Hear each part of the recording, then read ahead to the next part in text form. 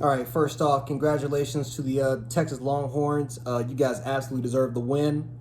Um, you guys were incredible. Steve Sarkisian once again showing why he's one of the best play designers in college football. Quinn Ewers stepping up to the plate once again against Alabama, doing a phenomenal job.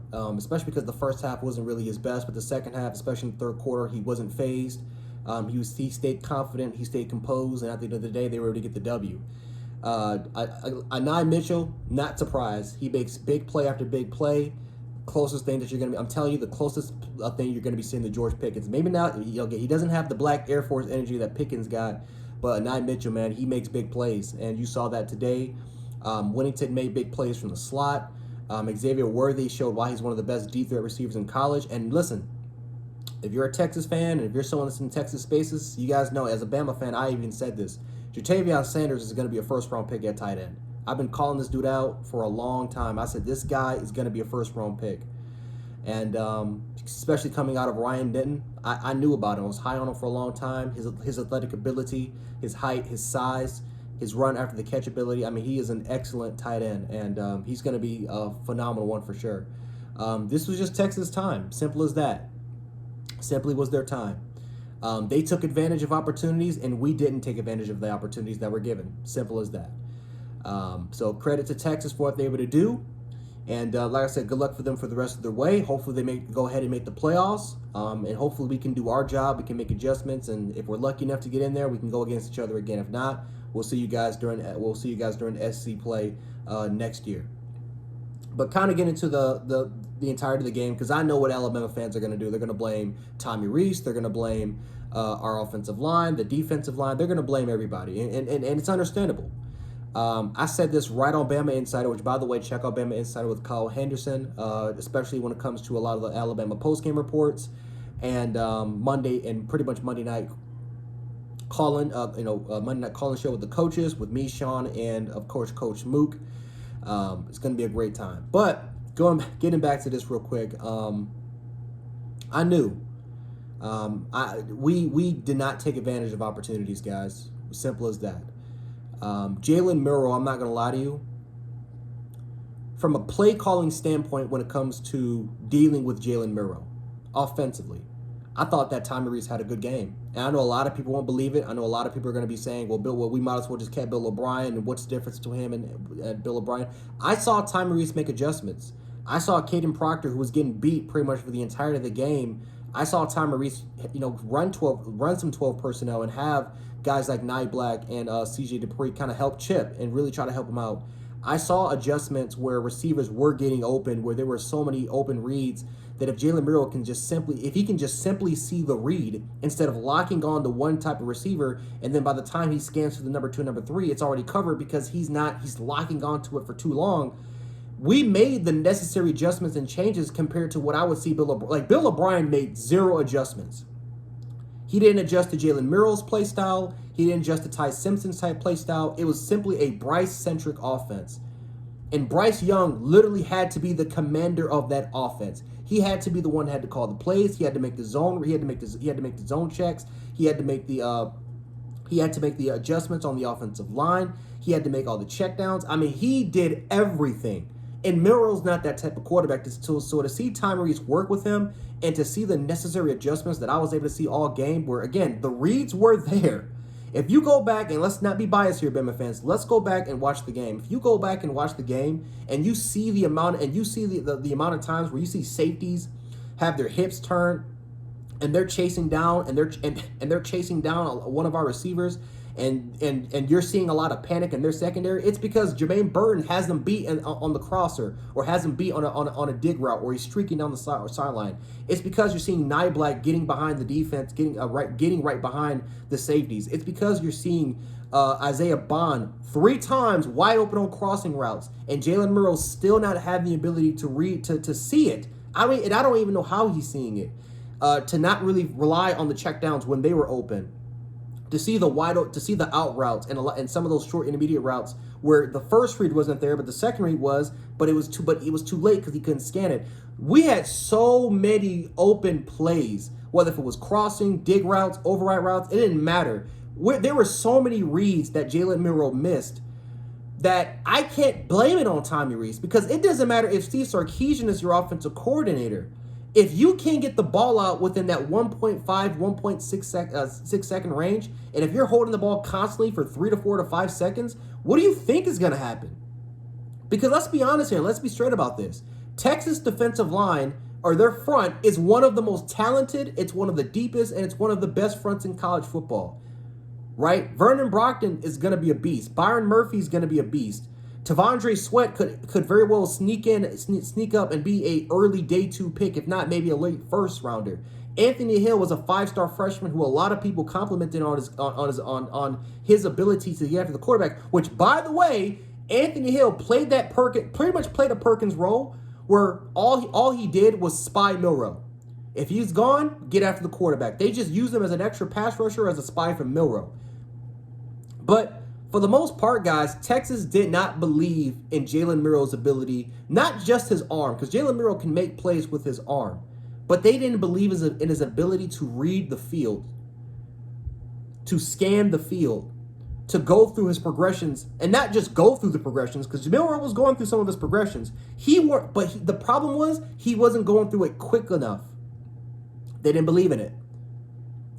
And so I thought that definitely in that first half, Texas they didn't have any respect for Jalen Milroe until they started to take more chances deep. And that's something that we could have done. We could have took a lot more chances deep in the first half. I thought we were a lot more hesitant. You can make an argument that play calling was a little bit too conservative and a little too vanilla. But in the second half, you saw a lot of deep opportunities. You saw a lot of deep chances. And I will say this, if you go back in that first half, there were 3-4 plays where receivers were open, deep, whether if it was crossers and digs. Hell, one of the first plays of the game when it was a zone read for Jalen Milroe, what happened? Jermaine Burton is streaking down the sideline. Instead, Milroe decides to kind of flip it ahead, I think, to Jace. But if Milroe, for just half a second, could scan a little bit deep down that field, Burton is literally jumping up, waving his hands like this. He's wide open down the field. Instead, Milroe's locked onto the one target. Instead of taking a little bit second to just get his eyes a little bit down the field. He was so focused and so compelled on receivers with his first reads that it was just, and the funny part is, Coach Smook even said this before when we were texting, they're teaching him to do this. They're teaching him how to read quickly and go through his progressions. But he just can't do it on live. I don't know what the issue is, but it is what it is on aspect. So I'm not gonna just blame it on the offensive line. Of course, the offensive line got. Let's be honest here. Texas won the battle up front. But again, when you're holding the ball for 3 to 4 to 5 seconds, and when you're missing some of those open reads, and all of a sudden the reads that were open quickly become congested, and now all of a sudden you're scrambling, you're trying to look for somebody that's open. I mean, yeah, when you hold on the ball for more than 2 to 3 seconds, what do you think is going to happen? So, but like I said, give credit to Texas, man. Ethan Burks is a 5-star. He's no joke.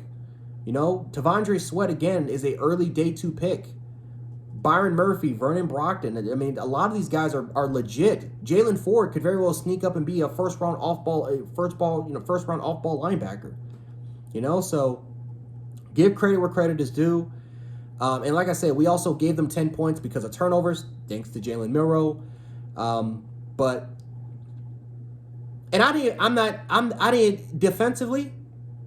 Defensively, I thought we played solid. I know a lot of people are not going to believe it because a lot of our corners and safeties are going to say got beat deep. But I will say this.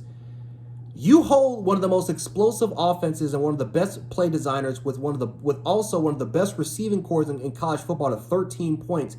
And you also be on the field for 90-plus plays. See what happens. See what happens when you're on the field for 90-plus plays and when you keep creating opportunity after opportunity after opportunity, including 3 or 4 consecutive, not just third down conversions, but when they tried to go on 4th down and get crucial stops. When Texas resulted in no points, especially when they were in the red zone where they could have got touchdowns and the score could have been a lot uglier, what happened? Your offense didn't take advantage of it. Alabama's offense couldn't capitalize on the opportunities, and it was 3 and out, 3 and out, 3 and out, 3 and out, just like that. While Texas is having 3-minute, 4-minute, 5-minute drives, and Alabama still is not, still not having them to equal points. You're gonna get tired. You're gonna get deflated at some point. Very similar to how to Alabama and Clemson, where Jalen Hurts couldn't make the open reads. Couldn't see the open reads and how he was locked down to one target. A lot of people want to sit back and say Jalen Hurts would have won that game if the defense would have made the stop. Well, how about if Alabama would have taken advantage of the chances that the defense gave them in that first half, through that first half, instead of just relying on Bo Scarborough to go ahead and have breakaway runs and relying Jalen Hurts to use his legs in scramble drills.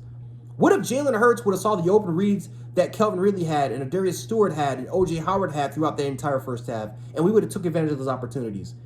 Could have been a different ball game. That's what I'm saying. Football is not always about schematics and play calling.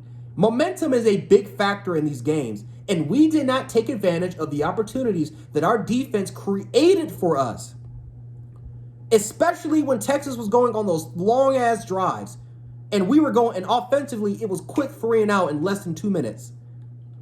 Defense still held strong. So the defense was fatigued. Now, again, they weren't perfect. Interior pass rush was horrendous. We barely got any pass rush at all from our edge rushers. But to simply put all the blame in our secondary and call Kool-Aid overrated and Terry and Arnold had a bad game and all this stuff like that, you can tell that, for the most part, you're not reading into the game. Because it wasn't just all on them. This was a complete collective effort as a whole. We didn't take advantage of opportunities. Texas did on big plays. Simple as that. And I'll say this, if this team wants to try to win the national championship, they got to fix these mistakes. Whether if it's whether if it's trying out new personnel like Darian Dalcourt at guard, who for some reason has had a gazillion chances, yet Nick Saban still believes in him. So whether if you're having a player whether if you're having a Terrence Ferguson that you can replace that guard, maybe you can try to put Elijah Prickett, because I think that Caden Proctor is going to be a great player, but to test him against this defensive front and those edge rushers, maybe wasn't the best time. And maybe we make a change at quarterback and maybe put in a quarterback like Ty Simpson. A guy that has not just maybe not a stronger arm, but at least a better talent. A guy that can at least identify reads, that can go through his progressions quickly. Maybe we put that guy in.